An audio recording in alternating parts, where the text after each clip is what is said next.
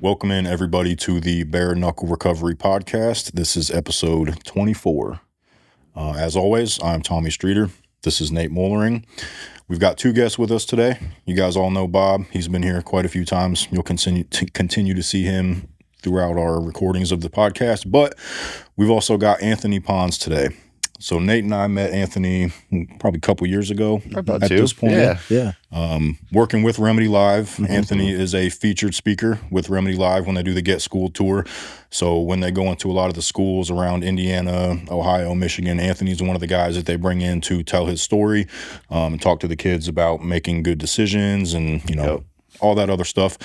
But we wanted him to come on today and share his story with you guys because I think he has a very powerful story. I know it's very impactful, and he uses, just like we all try to do, he uses what he's gone through to try to help people today.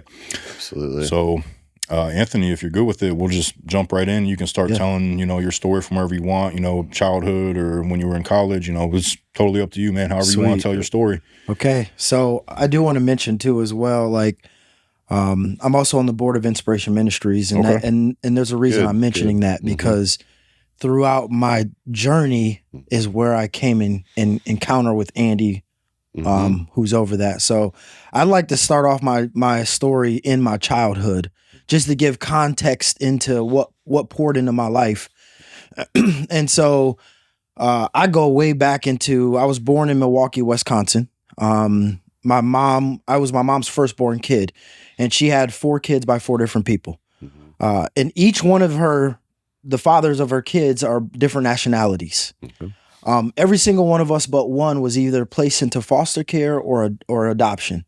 And so as her firstborn, shortly after she had me, she couldn't take care of me. I was put into foster care, and then she had her second kid who was put into a place for adoption right when he came out. And then her third kid, my sister, was put into adoption by her dad's grandmother. And then my littlest brother was the only one who lived with his mom and his dad his whole life.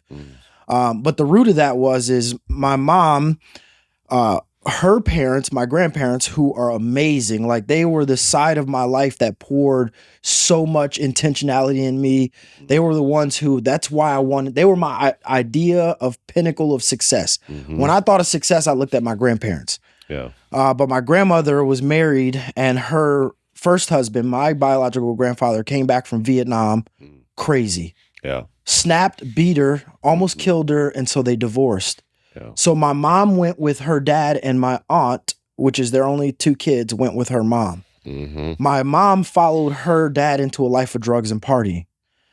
So naturally, let's skip ahead a little bit. I was in foster care from the time I could ever remember until the summer between 2nd and 3rd grade. And I remember one specific thing, a few specific things about this foster care, and these are things I'm learning now, is that one of the things you do with trauma pasts is sometimes you inadvertently suppress it. And so I have very few memories of my foster care past. And so I remember things like inner city of Milwaukee, Wisconsin, where there was gang violence. I remember them putting backpacks on us and hats on us with gang signs, and they would send us to run drugs as kids. And I remember in foster care, we used to go to church all the time. We had this old foster grandmother, and we were the first ones to go to church, last ones to leave, a church. So by the time I moved back with my mom, which I went back kicking and screaming, I didn't want to leave this foster home. It was all I ever knew. My grandmother started correcting my speech because I would have gang slang, hood talk at 5, 6, 7 years old. Yeah, it's what you grew up around, right? Yeah. That's all you knew. Oh, yeah. And so my grandparents, super intentional. So then I step into my mom's house for the very first time, and I walk into an alcoholic mom and a drug addict stepdad. I'm talking about my stepdad would sell drugs to pay the bills. He was a paraplegic.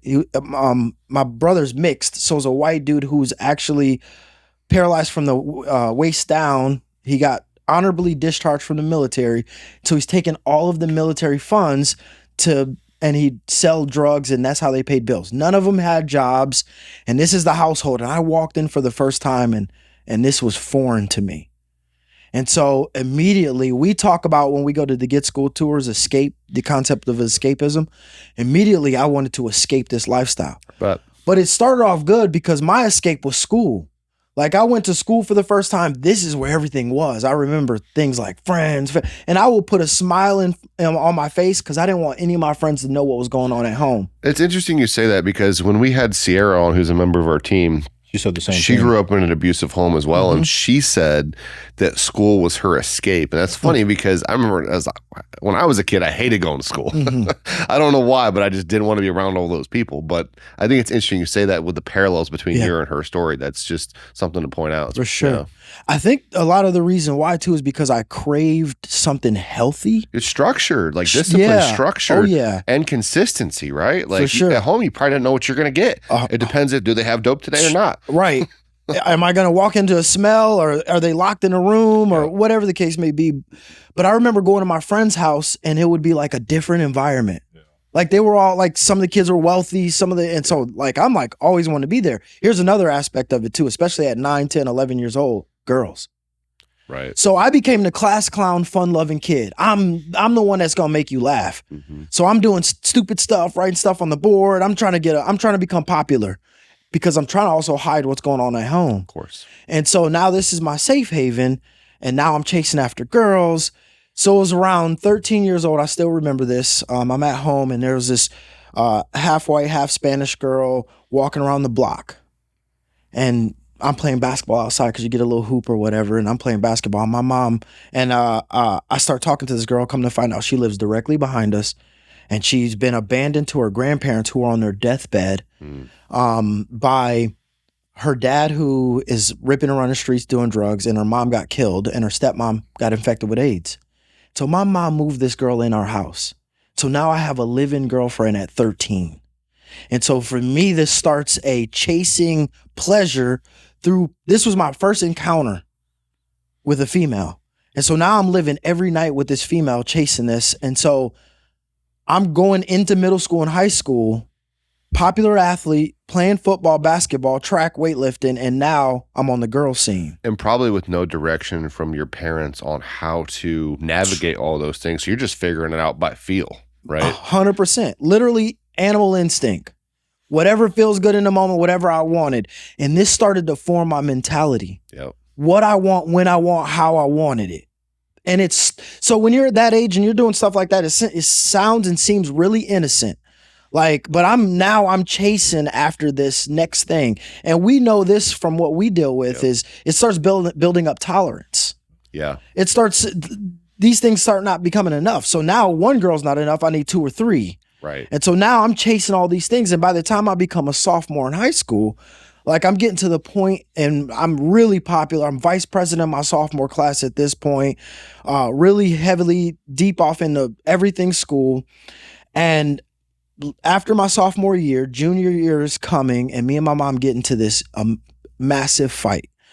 So I'm in my room. I remember my girlfriend was sitting on the floor, and I'm filling out college applications, and my mom yells at me. Some people tell me this now. Of course, I look at it as I used to just get whoopings, and the people would say to me, "No, you got beat, bro. Like if you get hit with a belt and the belt buckle slips out and your mom keeps going, that's a beating." I was like, "Oh, that's a whooping."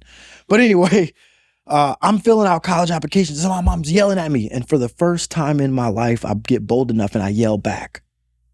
She's like, "You need to do something with your life." And I say, "I am doing something." And she comes running in my room, kicks open the door, and punches me in my face. And so now we're standing toe to toe. I'm 17. And we look at each other, and I said, "I got to move out. That's it." My girlfriend gets up and leaves. I move out the house, and I lived with one buddy for a while. Then I moved in with another friend of mine, and his dad was a pastor. And so his dad used to always try to sit me and his son down and counsel us. And I called him the cool pastor because we would bring girls to his house. He wouldn't say nothing, but they would go and he would be like, "Hey, let me talk to you. Sit down." And I'd be like, "What's up?" And he'd be like, he'd say stuff like this. I still remember this. He'd be like, "Do you love her?" I'm 17. Yeah, I love her. And he'd say, "Love is what it does." And I'd be like, "Oh yeah, love is what it does." But it didn't compute. And so junior year in high school, now that I'm away from my mom, I'm starting to dabble a little more. Now I'm drinking some, smoking weed. I remember I tried it when I was younger, but it didn't really stick. But it was about junior year in high school. Now I'm smoking weed every weekend, drinking a little bit. So by the time I become a senior and I could see light at the end of the tunnel, I'm starting to hang out with not only my school friends, but dudes I knew in the community, dudes I haven't talked to who had dropped out of middle school who are selling dope. And now I'm dating older girls and I'm driving their cars around, and I would drive dudes around to different things and for them to re-up. And so I'm living like kind of two tracks here. Yep. But I'm preparing to go to college. Right. And so I remember hanging out with Spanish dudes and dropping them off at hotels or pulling up and walking into trap houses. But it wasn't. And so I go off to college like that, graduate. Well, when I get to college, like this lifestyle just takes over me. And when I mean takes over me, I remember walking into my college dorm for the first time and I put both hands out. And I said, I'm 4 hours north of my parents and I'm 4 hours south of my grandparents who live in Georgia, Atlanta. I'm going to live this up. Yep. Every night of the week, I was looking for the next party. Yeah. I wanted to stay so drunk, so high every day. And that's what I did every single night. And I remember, so I'm going to go refer back to this tolerance thing. I remember I had these fictitious lines in my life that I wouldn't cross. Monday, Tuesday, I'm only going to party on Thursday, Friday, Saturday night. Like, that's it. A month and a half goes by. I'm now partying Monday, Tuesday, Wednesday. I used to say this, okay, I'm going to drink and smoke, but I'll never wake and bake. I'm never going to get up and take, Yeah. I found myself, and listen to this, right? I don't know where this came from, but we're going to drink and smoke, but I'm not going to do anything on Sundays. Right. It's the Lord's Day. Yeah. I don't know where that came from. Next thing you know, Yeah. So let me interject this, right? So I'm in college one day and this girl walks up and I'm like, oh, it's a girl who graduated a year before me. Her name's Dawn. We knew Dawn as this wild, crazy, but she walks up to us in college and she's like, hey, praise God, my life is, and I'm looking at Dawn like, huh? What? Dawn Grice? The girl? And she's like, you and Anthony are here. You guys come to church with us. And we're like, oh yeah, Dawn, here's our number. We'll go to church with you. And she used to blow our phones up every Saturday night. Well, it's interesting that it looks like people kept showing up in your life, right? Because God keeps sending people to us. I thought it was really cool that you said you still remember some of the stuff that pastor that took you in, who was your friend's dad, used to say to you. I think people forget that sometimes just pouring in and caring and adding some good things to somebody's life, that sticks with them. I think a lot of people say like, man, that kid over there, he's pretty far gone or she's pretty far gone. I don't even know if it's worth it. It is worth it, right? Because that probably, the fact that you remember that to this day with all the other stuff you had going on that you've subconsciously blocked out, I think that's a big deal for people to understand that. Like any adult that has some kind of stability, even if you're just around that kid occasionally, you're just encouraging, give them a kind word, give them a little bit of wisdom. Yes. A lot of kids are hungry for that. Young people are hungry for that, especially when they come from a situation like where you were from, right? And now you got this other girl showing up and she's trying to drag you to church just like your foster mother used to, right? So it's good. Like you got people keep showing up. I think that's pretty cool in your story. Oh yeah, and I'm going to come back to some more events that highlight like that. And I really believe that these people had no idea that those moments would be forever etched in my brain. And that's the point, right? Is the people watching this see that, and they think, well, I was going to say something to so and so, but they probably not even gonna remember that. They will. 100%. They will. People are hungry for authentic love and just offering a hand out and saying, hey, are you okay? Or hey, can I do this for you? Even if they slap it away, they're going to remember that, right? So yeah, go on. Yeah, and I'm personally a firm believer that you never know at what point in a person's life God will use to bring that back to a person's memory, because this is actually a part of my story that will rock their world later on in the future. We call it planting seeds. Yeah. You plant seeds, you never know when they're going to take root and grow. Oh yeah.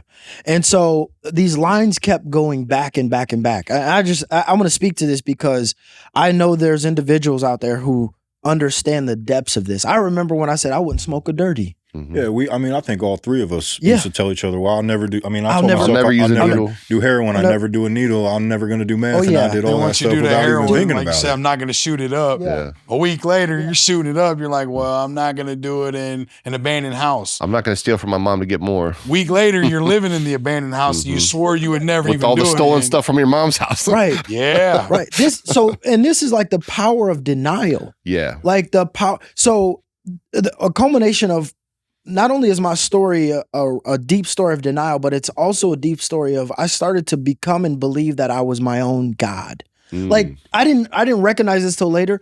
I actually used to believe there was nothing higher than me. Right. Like I'm it. I remember thinking that to myself, but at the time I didn't think about thinking it to myself, if that makes sense. I felt like a god. I just was, I was like, whatever I say, I'm it. So anyway, skip ahead. By the time I was done in my first year of college, I was doing everything I swore I would never even ever do.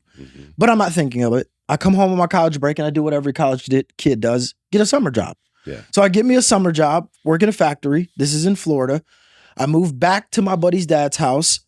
And about a month into working, it's June, late June, my mom calls me. And she's like, hey, you're 19. Like, I want to go on vacation, but I need somebody to watch my house for a week. House to yourself for a week. I'm like, you better believe I'll watch your house for a week. Refrigerator full of food. So I'm frantically packing at my buddy's house. And his dad walks up to me and he taps me on my shoulder. And I'm what's up? And he knew I wasn't paying attention. So he actually grabbed me, turned me around and grabbed my shoulders and looked me dead in my eye. And said, don't make this be the worst week of your life. And I'm like, I literally looked at him and said, worst week? This is going to be the best week of my life. And he said, okay. And every single day of this week was crazy. Fights broke out, cops called. We had a live band in my mom's living room. Like, I'm talking about guitarist, lead singer. Yeah, that's crazy. There was a 17-year-old kid. So this was the end of June. Everybody was drinking and all this. And there's a kid in my mom's backyard in a neighborhood shooting a gun in the air, talking about fireworks. And so I'm freaking out. This is like day 3 or 4. And my buddy, who's 6'2", 250 pounds, grabs him, throws him out by his, like, literally. And then fights break out. Cops got called again. No arrests. As a matter of fact, one of these days, I invited the officer into the house. And he saw blood, like, I was leaking from being cut. And he was like, no, if it's calm, then. Yeah. And so one day we went to a club. 2 nights before my mom was to come home, we went to a club and got into a fight with, like, it was 7 of us and like 30 dudes. And it was like everybody brought guns, all those same things. And so we one of my buddies got arrested that night for resisting arrest without violence. And we bonded him out of jail. And when we bonded him out, he went and picked up his car and it was a right to go home and a left to come back to my house. And he came back to my mom's house. And so now I'm like, my mom comes home the next day, we need to chill. So I invite like 30 people over. That was chill to me. Right, yeah. Because there was like 50, 60, 70, 80 people just in and out all day. Yeah. So when this happened, there was 2 guys in the back of my mom's house come up with this brilliant idea to rob some drug dealer. But they've been on a run. They've have no license, no car. They got dropped off. They've been shacking up at my mom's house this whole week. And so they come to me and they're like, hey, listen, we got this idea, but will you drive us? We want to go rob this drug dealer at a hotel. And so I look at him, I'm like, no, bro, I'm on my college break. You've lost your mind. And so they went to one of my other buddies, Brian, the one we just bonded out. And Brian, they looked at him and said, hey man, will you drive us? And Brian said, you know what? I'll drive you if he goes with us, pointed at me. And so this is what I tell the students and what we share today. Everything I ever struggled with in childhood and middle school and all that rose up inside me. My desire to be liked, accepted, wanted to ride or die, like didn't want to leave my buddies hanging, all this popularity. Like at 19, you're really, really more on that than ever. You're susceptible to it, right? Susceptible. Bob, can you relate to that at all? 100%. That's why I wanted you to be here today, because I knew, I had a feeling that was going to be some of your story. And when you told your story, it was the same exact thing. That's why you started doing a lot of the stuff that you were doing. All you want is accepted, whether it's in recovery, in addiction, at work, your wife, kids, everybody's looking for some sort of acceptance. And if you are down and out and you really struggle with it, you're going to take it any way it comes. And a lot of times it's the negativity that comes. But even though in here it's telling you like, man, bro, don't do that. Don't do that, bro. You're going to get in a lot of trouble. But then you got that other person that's like, come on, bro, it'll be all right. All you doing is riding. I'm driving. He's going in. Well, you in the same rap now. Like everything that happens. And then it's usually that one that, all right, I'll go. He's the one that gets all the trouble anyways. So the acceptance part, 100%, I totally relate to that. Well, and with just what you've said about, when you were in high school and then you went and played football in college, like you had all that acceptance from those people, but that wasn't enough. You needed it from these people over here too, which is the last people that anyone should be looking for acceptance from, which is exactly what I did, what Bob did, what Nate did. So it's crazy how our mind works like that. When you in your mind, you're the king of your own life, you want acceptance from everybody. You want the goths to like you, the rockers to like you, the thugs to like you, you want everybody to like you. And that's what I was on. Like I wanted everybody to like me. Yeah. And what people don't realize too is, you felt like your own God. I always say that if you don't find a power greater than yourself, one will be assigned to you. Yeah. Whether it's the justice system, whether it's death. Whether it's your health where you're confined to a wheelchair, right? Like there will be one that will come along and will humble you. Sure. Well, when you are felt like you're accepted, it's a high in itself. Yep. Like when you truly have somebody like, yeah, that's my guy right there. I love that dude. That is a high in itself. Yeah.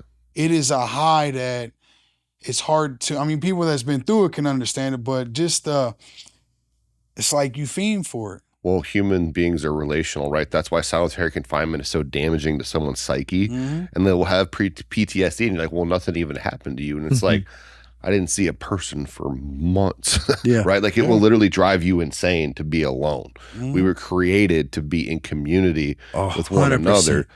Problem is we get community messed up sometimes, which is exactly what you're talking about, right? Absolutely. Like, and that's what you talk to a lot of the young people about is like, you think these people are your friends. They're not your friends, right? Like if they're going to do something that's going to harm themselves, they're sure as hell not worried about if it's going to harm you. Absolutely. Right? Like those are what we call your Me Too buddies. I'm going to go get high. Yeah, me too.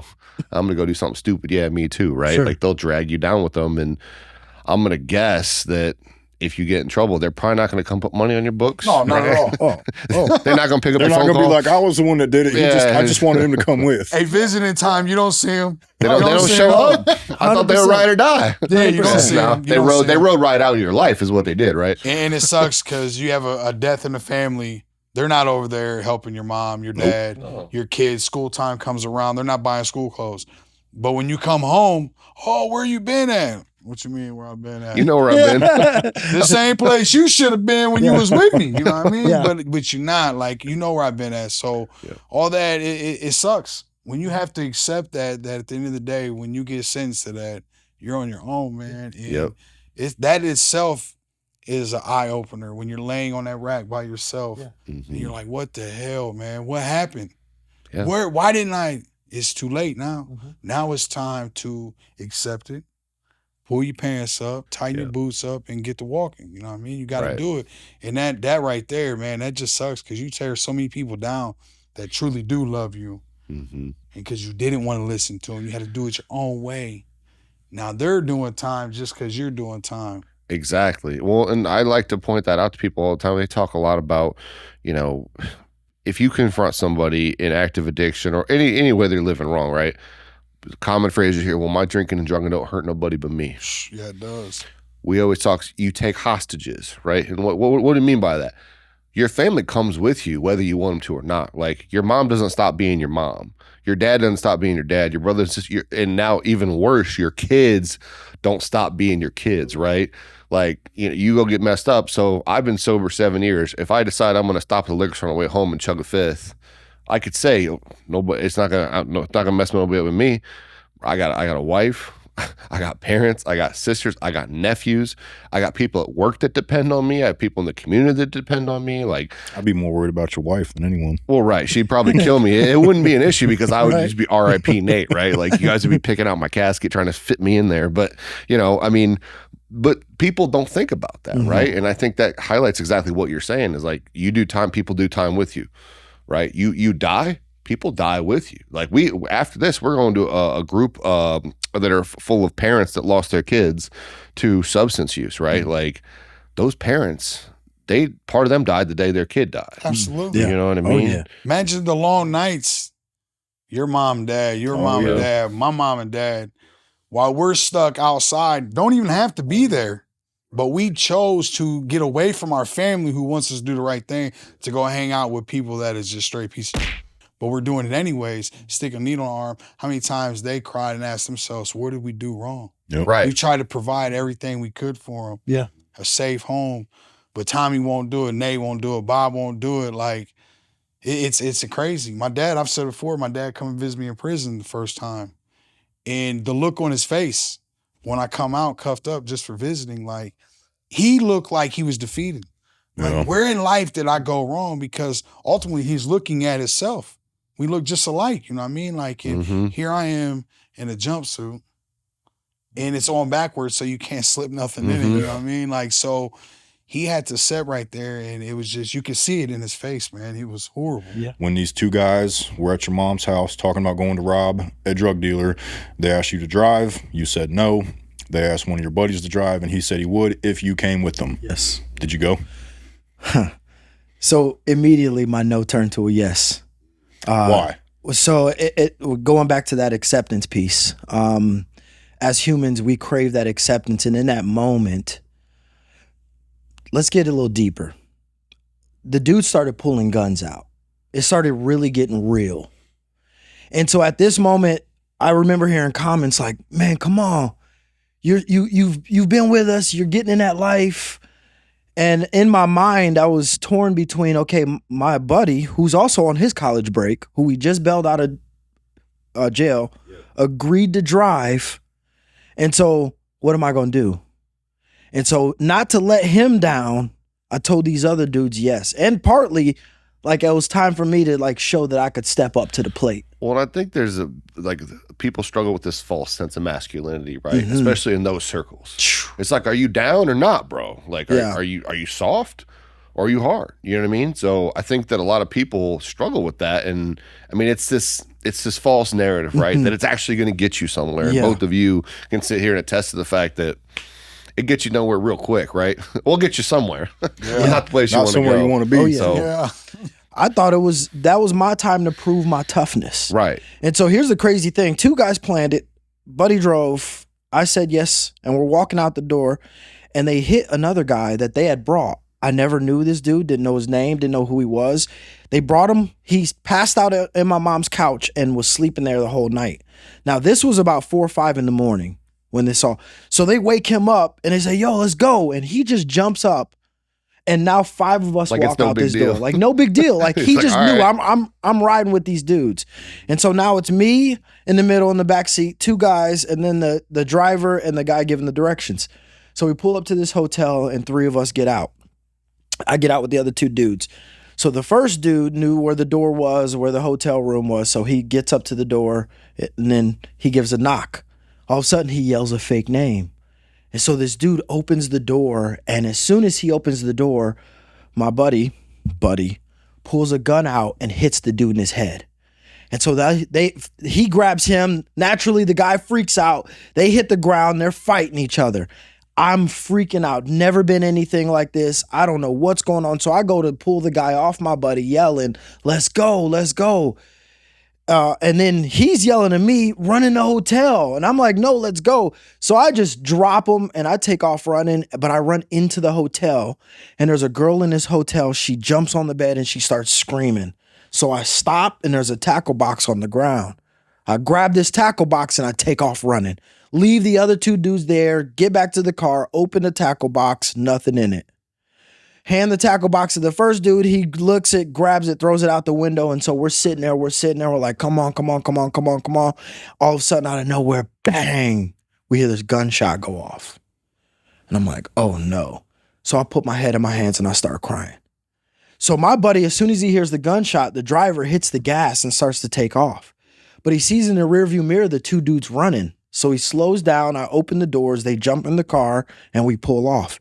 Well, the dude that pulled the trigger starts yelling, I had to shoot the gun in the air to get him off. You had to shoot the gun in the air. So literally we drive 10 minutes. They drop me off at my mom's house, and that's all I'm thinking. Rush everybody else out my mom's house. My mom's going to come home the next day. And I curl up on the ball, cut off all the lights. I call my girlfriend, and I'm crying the whole day. And so she's asking me what's going on. And it's about 10 o'clock at night. All of a sudden, out of nowhere, I hear this knock at the door. And I open the door, and it's a detective standing there. He's in like a suit, and, he's like, is there an Anthony Pons here? I'm like, yes, sir, it's me. He's like, can we bring you into the precinct to question you about this robbery? And I'm like, yes, sir. I say, can I walk my girl to her car? She's freaking out, crying. Walk her to her car. This guy has an Impala. It looked like his home car because there was a baby seat in the back. He lets me right in the front seat. I get in the car. We drive to the precinct. We get there. And they start off with this good cop, bad cop thing. Oh, the level of your cooperation. Here's something to drink. And I don't want to say nothing. So they leave me sitting in this room for about an hour and a half. They come and kick in the door. If you don't tell us what happened, and the bad cop. So I freak out. I'm 19. I said, sir, I can tell you what I did. That's it. And so I go to explain. These dudes came up to me with a plan to rob. They asked if I would drive. I said no. They asked if a buddy of mine to drive. He said yes if I went with them. I went with them, got out the car. A fight broke out. I ran back to the car, and I heard a gunshot. And the officer looked at me, and he said, that's all I needed to know. He goes, I needed to know that you knew what they were going to do and that you willingly went with them. And so he stepped back. He looked me dead in my face. He said, you will be charged with first-degree murder and attempted murder. And I'm like, wait, what? And he explained to me.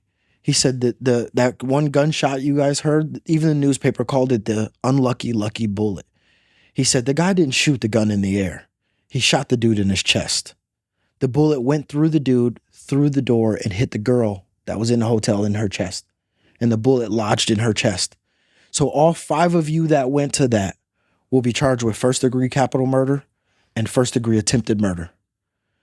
19 years old, that's what I walked into the county jail for my first arrest ever, facing capital murder for my first arrest. And that's because you were, in the process of committing a felony and someone lost their life, right? Yes. And I just think it's important to point that out for young people who may be watching, who are like, well, that wouldn't happen to me. All you have to do is be involved in committing a felony act knowingly. Yes. And someone dies, you will be charged with murder. Yes, 100%.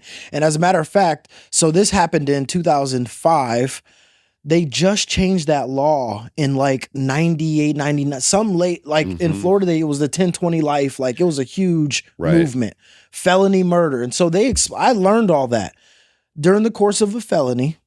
Someone lost their life, you get no accessory, no after the fact, you get the charge.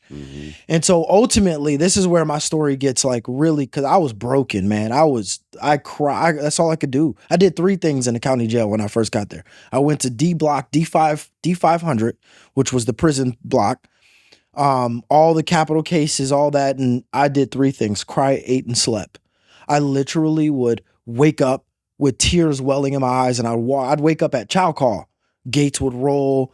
I'd walk to get my tray, and I'd eat my tray, and I'd finish, and I'd cry myself, and I'd go, and I'd cry myself to the next meal. And I did that for 3 weeks. I mean, probably because you were just trying to come to grips with what your new reality was. You probably were hoping it was a bad dream the whole time. And every time you woke up, it hit you again, right? How am I here? How did this happen? I'm hearing walkie-talkies, bars for the first time. You're like, man, I'm supposed to be at football practice. Right. That's crazy. And so I remember one day an inmate coming up to me. In Florida, I don't know if this term is in all states, but it's JIT. JIT, juvenile in training. They called all little young new kids JITs. Yo, JIT, what's up? Man, can I talk to you about God? And I look at this dude in his face and I snapped. I'm facing the rest of my life in prison, man. I don't want to hear about no God. And so the dude backed up. And it was that night I'm not even, no lie, I'm sitting, it's about 2:00 in the morning, I'm on my boat. See, in Florida County Jail, it was very overcrowded, so they had 2-man cells, but then they start having these green boats they would put on the floor inside cells to accommodate, so they had 3-man and 2-man cells. Sure. So I was on the boat on the floor, and I had this little touch light above me.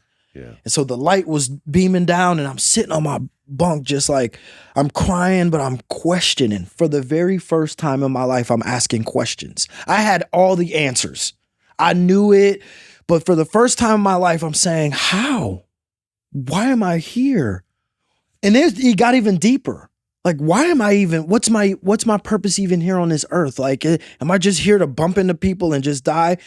And out of nowhere, boom, it played like a movie in my mind. Memories started flooding my brain. Stuff I didn't ask for. And every single memory had something to do with someone coming up to me and talking to me about God. And I want to share a couple of these with you guys. So when I was 12 years old, a pastor went door to door knocking. Who remembers this? Like, right. And like my mom invited this pastor and we're eating dinner and he's sitting there and I remember zoning off like, dude, let this dude go. This is lame. Right. And I remember that night, my feelings I felt at the dinner table. I remember, so skip ahead. There was a Christian girl in high school. Her name's Shannon Steffen. I still remember. I don't know if I could drop names or not. Absolutely. I'm sorry. Yeah. I'm sorry. That's cool, man. I used to try to sleep with her friends. I used to try to antagonize her. Like literally, I would make fun of this girl because she was the one Christian girl. And like her mom loved me. She was a substitute teacher. We had this weird dynamic. I don't know. But I remember like she came to my mind 2 more times. When I was 16, me and my buddies decided to like start drinking a little bit. So we went to a church in the middle of the night. Like it was like 11 o'clock at night. We pulled our cars up to their basketball court and we have all this alcohol of getting drunk. And we're playing basketball. 2 boys walk up to us out of nowhere with the Bible at 11 o'clock at night. And we all surrounded these boys and we listened for a couple minutes. And then next thing you know, we started clowning them, laughing. Oh, right. Man, get out of here. That came to my mind. Last one. 2 more. I'm sorry. The Christmas break in my first year of college, my Christmas break, my grandparents came to see me when I was in college. My birthday's December 31st. They bought me a Christmas present and a birthday present. Well, their present was this orange Bible and it said One Way on it. It was metal cased and they handed it to me. And I remember smiling in their face like, yeah. But on the inside, I'm like, this is the lamest present you can get an 18-year-old kid. Yeah, as a kid, you're like, no. My memory of my feelings that night of smiling at them and laughing on the inside and reading the words on the front that said One Way just kept playing in my mind. And then all the way up until my buddy's dad, who's a pastor, looked me in my face and said, don't make this be the worst week of your life. And 7 days later, I was in jail for murder. Isn't that crazy? All these events played in my mind like a movie. And I'm just giving you a couple. Yeah. There was many more. And I cried myself to sleep like never before. Talk about remorse and regret, right? Oof. Dude, it was the first time we talk about step one, yep. Coming to a place and realizing I'm not God. Like this was my step 1 moment. You ran into a power greater than yourself, known as the criminal justice system in the United States of America. I realized. So you talk. Everybody's heard these analogies. This is something biblical that Paul being knocked off his high horse, his life being transformed. This God I thought I wasn't as strong as I was because I wasn't able to keep myself out of this type of situation. I was knocked off my high horse, and when I cried myself to sleep, I woke up the next day to that same inmate coming back up to me again. And he walked up to me and he's like, hey man, I don't mean no disrespect. He goes, I just want to tell you about the Lord.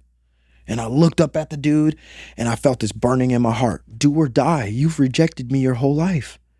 And for the first time ever, I looked at the dude. I said, man, tell me.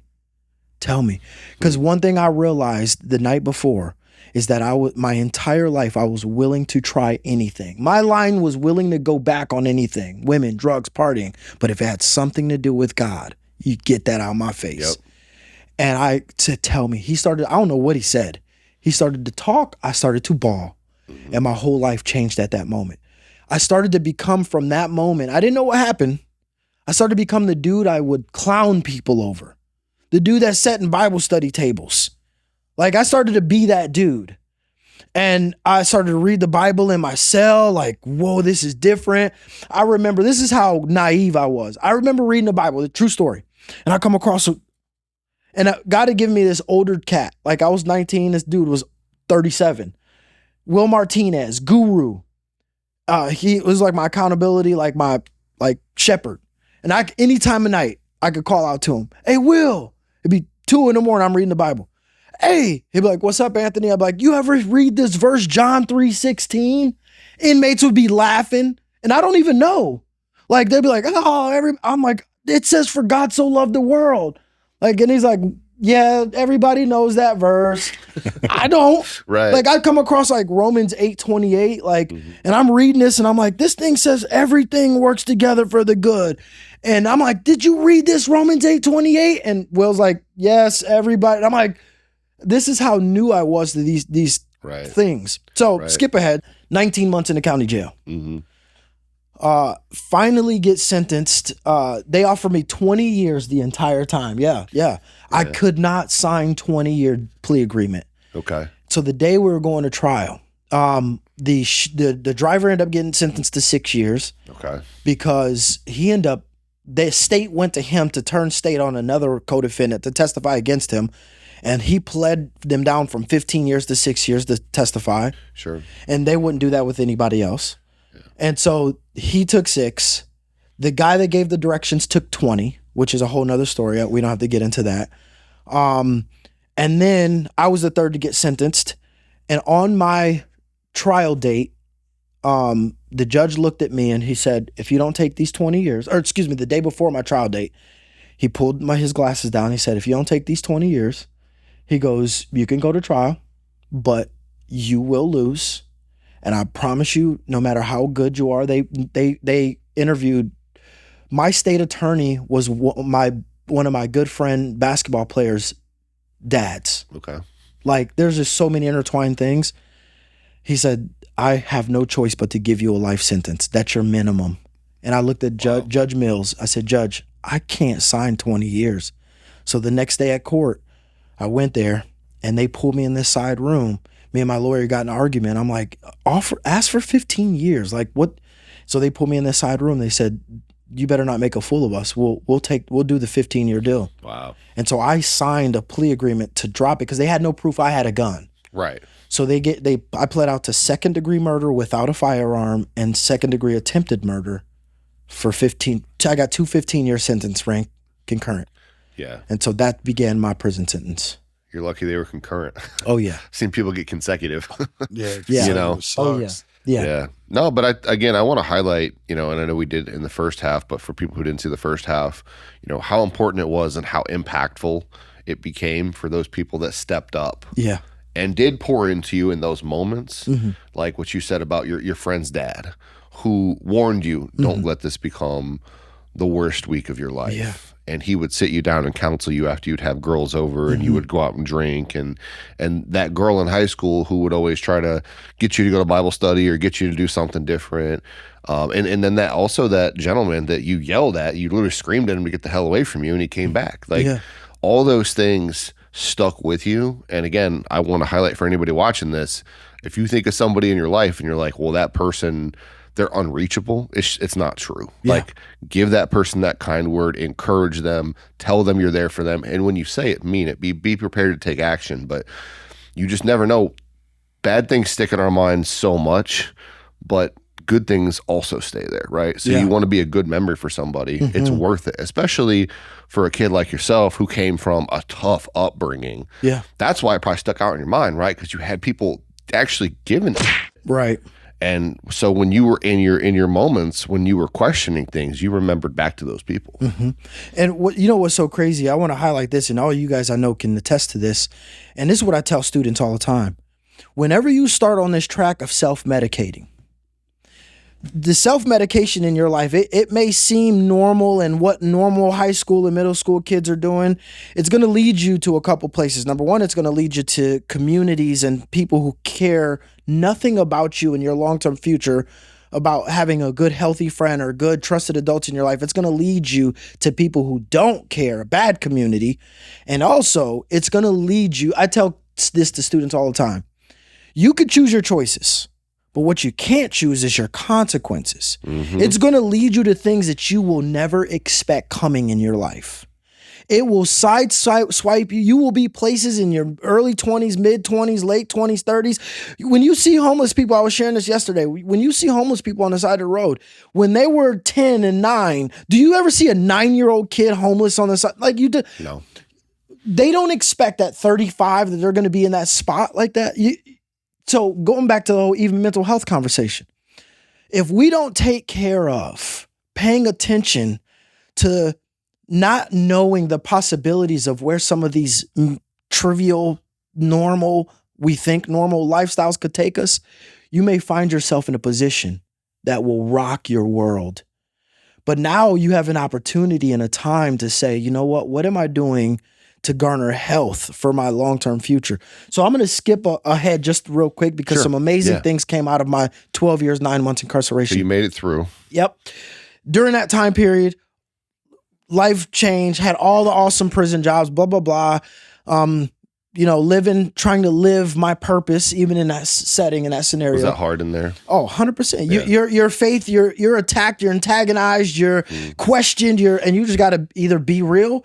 I say prison will make or break your faith. Either you're real or it'll come out that you're not. Like, well, here's one thing real quick I want to highlight is that your whole life you just wanted to be accepted. Now you're surrounded by people who are bullying you and pushing you to join them to be accepted, and you found something that's purposeful to you, God, right? And you say, I'm good. I don't need it. Right. And it's cliche, but people say if you don't believe in something, you'll fall for anything. Yeah. That's so true. You got to find, and I think that's big for recovery is finding a purpose. You got to find something to believe in. Yeah. Otherwise you keep falling for that stuff. So I just want to make that point real quick because I thought it was a cool contrast to like where you were. And now you're in prison where you're stuck around these people. And again, like, I'm sure it's easy to fall into that stuff, right? I mean, like you said, Bob, when you want somebody to be like, oh, Bob's the man, that's a high in of itself. It is. But you said, listen, I'm good. I got my purpose. Yeah. I'm living my life. I'm already accepted. Yep. I don't need all that externals. And so during that time, so many crazy doors opened up. Got an opportunity to teach a GED program, in which I met another inmate who was living his purpose, run the rag through crazy stuff in his life, blah, blah, blah. And we became the 2 head teachers of this program and ended up graduating 240-some inmates in like 16 months. That's good work. So much so, it became the most successful GED program in the state of Florida. The local community college, Tallahassee, came out to the prison and said, what are you guys doing in here? And so we helped them even revamp their program for the community college. Long story short, God had given this guy a word when he was in county jail. And we started typing up tracts and just words of encouragement to inmates and passing on hope and stuff. And he would put on the back of it, Inspiration Ministries. And we looked at each other. We're like, man, we want to do this for the rest of our lives. He's like, but I'm from Indiana. I got to go back home. And so I was like, okay. He got out in 2011. Got on the phone list. You know how that is. Get on the phone list, blah, blah, blah. And so we would call twice a week. And I watched him do exactly what we talked about. Started off going to a library, working construction, typing up these newsletters. Some lady overheard him. They owned a Christian coffee shop. So that family made him the owner of the coffee shop. The coffee shop was directly across the street from the courthouse. The courthouse used to send dudes from the county jail in DeKalb County over to the cafe for him to help them because he was doing 10 years probation. And he watched these dudes like leave and not know where they come. He ended up buying a house for them. I'm watching this from prison. So about 2006, about 6 years go by, 2016, 17, he's like, hey man, you could come up here. And boy, I wrestled with leaving Florida to come to Indiana. And I know one human being, and there's a small testimony of me hating this state. Yeah. My stepdad, my little brother's dad, is born and raised his whole family in Indiana. When I moved to from Wisconsin to Florida, 9 years old for the very first time, I'm holding my baby brother who's mixed. He calls his dad, my little brother's grandfather, and says, hey, I want you to meet your grandson. And I'm 9. He gets off the phone. He goes, he'll never meet his grandfather. And he's like, he said, don't ever bring that mixed baby on my property. And so from 9 years old, I had this perception of Indiana. Right. So I meet a dude incarcerated. we're doing ministry. We're passing out like all these hope tracks. And he's like, you could come up with me, and it's to Indiana. And I start wrestling like of all places, like, come on, God, like seriously. And literally right before I was to get out, I just felt this, the one place you never saw yourself is the one place I want you to be in. And he came down and drove down. He built a room onto his house as an ex-felon doing 10 years probation for me to get out. And he picked me up with his 2 kids at the time. He has 4 now, and drove me up here to live with him. Now, it ain't been sunshine and rainbows since I've been out. I done had some bumps. Yeah, I got, and that's a whole nother story. But that is now what got me connected with Remedy, going into middle school and high schools, talking about kids and their mental health, coming alongside of them saying, you need this, you're in the formative years of your life. The brain stops developing at 26. Your prefrontal cortex is the most underdeveloped part of you. That is why you live on impulse. I didn't know that about myself. You need to pay attention to this now. Yeah. You have an opportunity to do that now. And so that's what I do today, going in, talking to thousands of kids to say, let me show you a life of the reason why it's important. Now, my story is extreme. You may not ever go through prison, but you have a chance right now to build your best future. Yeah. And when your story is extreme, but the choices you make, you don't know, like you said, you don't know what your consequences are going to be. Yeah. Any of us could easily have ended up right where you were. And anybody watching this or anybody out there who thinks, and that's one of the lies of addiction, right? Oh, that'll never happen to me. Yeah. Never. I'll never be that dude. Going where you went, doing the things you did, the things I've done, the things he's done, places he's been, I feel like is paved the way for what you do today. Because see, today you can be more passionate about what you're doing because of where you've been at, where you slept at, what you've heard in conversations. Like, I feel like I have no regrets for my past. Like, I truly believe the years in prison, being gang affiliated, all that stuff has helped me to be humble. Absolutely. This time in my life, like, I respect the house that I have. I respect the car, the gas that I have, stuff like that. Agreed. Well, unfortunately, we're running out of time very quickly. But Anthony, thank you so much, man, for coming on and being willing to share your story. We'll talk again soon, I'm sure. Bob, thank you again for being here. Thanks, and thank you guys for watching.